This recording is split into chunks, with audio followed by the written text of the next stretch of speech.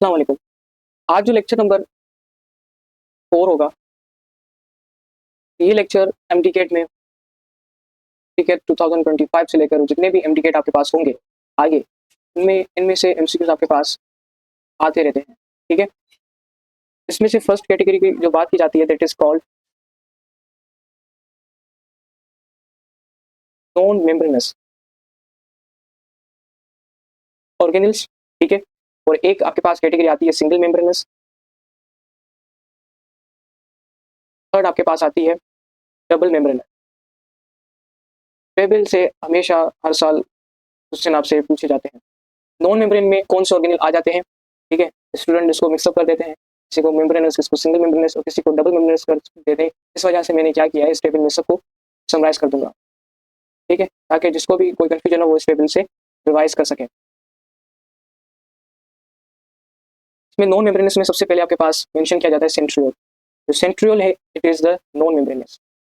उसके अलावा इसमें आपके पास मेंशन किया जाता है साइटोस्केलेटन को, वो भी साइटोस्केलेटन, ठीक है, वो भी नॉन मेम्ब्रेनस है। एंड राइबोसोम, ये भी आपके पास नॉन मेम्ब्रेनस है, जिसके पास कोई भी मेम्ब्रेन नहीं होती। ठीक है, सिंगल मेम्ब्रेनस में आपके पास सबसे पहले आता है परऑक्सीजोम, परऑक्सीजोम। ठीक है, उसके अलावा इसमें आता है ग्लाइऑक्सीजोम। देन आपके पास गोल्जी बॉडी, या आप इसे गोल्जी कॉम्प्लेक्स भी कह सकते हैं, कैमिलियो गोल्जी भी इसे कहा जाता है। ठीक है, इसका और दूसरा नाम था गोल्जी कॉम्प्लेक्स। इसमें लाइसोसोम भी आपके पास इंक्लूड हो। इसके अलावा वैक्यूल, इसके साथ एंडोप्लाज्म रेटिकुलम भी, एंडोप्लाज्म रेटिकुलम, ये भी आपके पास क्या है, सिंगल मेम्ब्रेनस है। अब मैं बात करता हूँ डबल मेम्ब्रेनस की। तो डबल मेम्ब्रेनस में आपके पास आता है क्लोरोप्लास्ट। ठीक है, कभी कभी इस क्लोरोप्लास्ट की जगह पर एग्जामिनर आपको प्लास्टिड भी मेंशन कर देता है, तो प्लास्टिड भी आपके पास ऑप्शन सही होगा। उसके अलावा इसमें न्यूक्लियस, राइबोसोम भी, सॉरी न्यूक्लियस एंड माइटोकॉन्ड्रिया, इसमें आपके पास न्यूक्लियस और माइटोकॉन्ड्रिया मेंशन किए जाते हैं। आप जाकर पास पेपर देख लें, तो पास पेपर जब आप देखेंगे तो इस टेबल में से हर साल क्वेश्चन आते रहते हैं। ठीक है, इस वजह से मैंने सोचा क्यों ना इस पर सेपरेट से वीडियो बनाई जाए। अब आते हैं नेक्स्ट टेबल की तरफ। नेक्स्ट टेबल भी आपके पास एमटी के पॉइंट ऑफ व्यू से बहुत इंपॉर्टेंट है। इसमें मैंने क्या किया है, इसमें जितने भी आपके पास साइंटिस्ट जिन्होंने डिस्कवरी की थी डिफरेंट डिफरेंट ऑर्गेनिल्स को, वो मैं यहाँ पर मेंशन करता जाऊंगा। ये किसी पर्टिकुलर बुक में है, ठीक है, सारे प्रोविंस की बुक के अंदर नहीं है, इस वजह से जितने भी दूसरे प्रोविंस के बच्चे देख रहे हैं वो भी इन चीज़ को नोट करते जाएं। यहाँ पर मैं बात करूंगा ऑर्गेनिल्स की। आपके पास राइबोसोम, ठीक है, और यहाँ पर मैं बताऊंगा किसने डिस्कवर किया था। राइबोसोम को डिस्कवर किया था George Emil Palade. George Emil Palade, ठीक है। इसमें एक और ऑर्गेनल आता है that is called centriole. Centriole को किस साइंटिस्ट ने डिस्कवर किया था, इसको किया था एडवर्ड वैन वेंडन। एडवर्ड वैन वेंडन, ठीक है। अब आते हैं थर्ड नंबर पर, साइटोस्केलेटन। साइटोस्केलेटन को किसने डिस्कवर किया था, साइटोस्केलेटन को डिस्कवर किया था निकोला के कोल्सो। निकोला के कोल्सो। फोर्थ नंबर पर आपके पास आता है लाइसोसोम। लाइसोसोम को किसने डिस्कवर किया, लाइसोसोम को डिस्कवर किया था डी ड्यूब ने, ठीक है, डी ड्यूब ने। फिफ्थ नंबर पर मेंशन किया जाता है गोल्जी अपैरेटस, ठीक है। गोल्जी अपैरेटस को किसने डिस्कवर किया था, इसको डिस्कवर किया था कैमेलियो गोल्जी ने। हाँ, नेक्स्ट इसमें मेंशन किया जाता है एंडोप्लाज्मिक रेटिकुलम को, ठीक है, एंडोप्लाज्मिक रेटिकुलम, इसको किसने डिस्कवर किया था। इसमें तीन साइंटिस्ट मेंशन किए जाते हैं, ठीक है। फर्स्ट इसमें नाम है आपके पास R porter, R porter. Second इसमें नाम मेंशन किया जाता है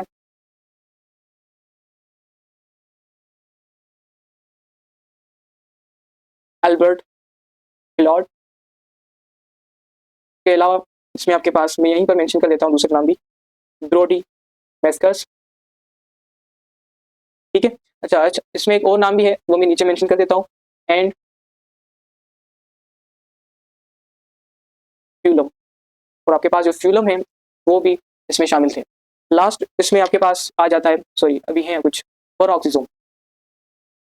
अब हम बात करेंगे पर ऑक्सीजोम की। पर ऑक्सीजोम को किस साइंटिस्ट ने डिस्कवर किया था? पर ऑक्सीजोम को डिस्कवर किया था सेम ने, डी ड्यू ने। ठीक है, सेम साइंटिस्ट जो कि लाइसोसोम को जिसने डिस्कवर किया था, उसी ने ही पर ऑक्सीजोम को भी डिस्कवर किया। फिलाई ऑक्सीजोम को किसने डिस्कवर किया? फिलाई ऑक्सीजोम को किसने डिस्कवर किया? ठीक है, इसमें नाम आता है हैरी पीवर्स का। नेक्स्ट ऑर्गेनेल जो मेंशन किया जाता है दैट इज माइटोकॉन्ड्रिया। माइटोकॉन्ड्रिया को किस साइंटिस्ट ने डिस्कवर किया था? तो माइटोकॉन्ड्रिया को जिस साइंटिस्ट ने डिस्कवर किया था उनका नाम था रिचर्ड एल्टमैन। ठीक है, इसमें कुछ और भी है आपके पास, आई थिंक एक ही रहता है न्यूक्लियस। न्यूक्लियस को किसने डिस्कवर किया था? तो न्यूक्लियस को डिस्कवर करने वाले साइंटिस्ट थे, उनका नाम था रॉबर्ट ब्राउन। ठीक है, ये कुछ साइंटिस्ट की लिस्ट थी जो कि एमडीकेट के अंदर जब एमसीक्यूज आते हैं तो एग्जामिनर यहीं से आपको एमसीक्यूज देता है। ये सारे साइंटिस्ट के नाम सब प्रोविंस की बुक में नहीं मेंशन, एक दो में मेंशन है। ठीक है, कुछ में सिर्फ कुछ के ऑर्गेनिल्स के नाम मेंशन है, लेकिन यहाँ पर मैंने सबको एक ही जगह पर मेंशन कर दिया है ताकि आपको रिवाइज करने में आसानी हो। ठीक है, इनसे पास पेपर देखेंगे तो एमसीक्यूज बहुत से आए हुए हैं, एमसीक्यूज को रिवाइज करते रहें ताकि इन नोट्स को रिवाइज करते रहें।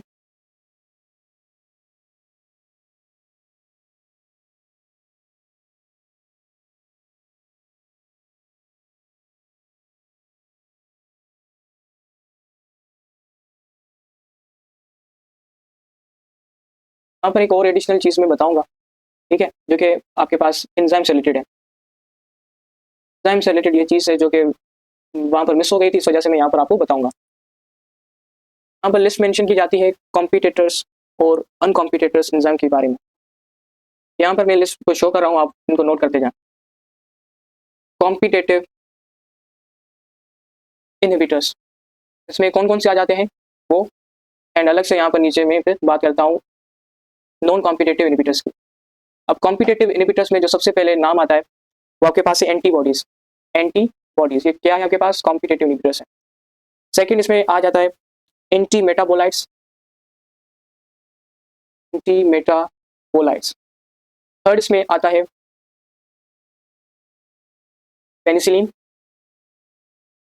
एंड फोर्थ मेंशन की जाती है जो एंड कॉम्पिटेटिव इनहिबिटर्स में, वो आता है iodo acetate. Iodo acetate. Fifth आप नोट करें, जो फिफ्थ आपके पास नाम है दैट इज कॉल्ड मेलानोइट। मेलानोइट, ठीक है। एंड जो सिक्स नंबर है उस मेंशन किया जाता है कॉम्पिटेटिव इनहिबिटर में, वो आपके पास है coenzyme A.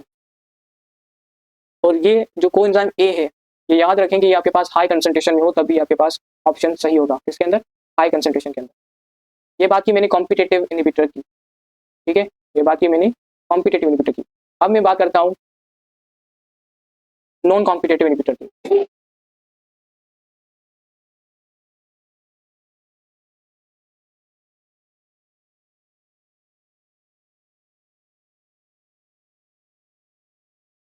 Non competitive inhibitor में जो फर्स्ट मैं यहाँ पर मेंशन करूंगा that is acetaldehyde. Acetaldehyde isopropyl fluorophosphate. ठीक है, इसको अगर शॉर्ट फॉर्म में मेंशन किया जाता है तो इस तरीके से डाई सॉरी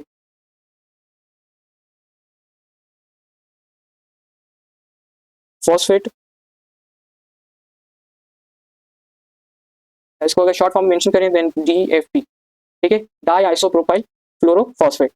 ये आपके पास बेसिकली क्या होती है? नर्व गैस होती है, नर्व गैस। ये बात बहुत ज़रूरी है एंड ये बात सिर्फ और सिर्फ मेंशन है आपके पास जो फेडरल की टेक्स्ट बुक है उसके अंदर। ठीक है, तो ज़रूर नोट करते जाएं। नेक्स्ट इसमें आपके पास जो नाम मेंशन किया जाता है उसमें है मर्क्यूरी। जो मर्क्यूरी है that is also the non competitive inhibitors. Third इसमें मेंशन किया जाता है सिल्वर को।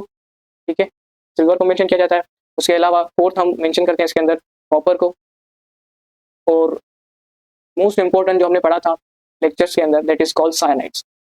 क्या था? साइनाइड्स का।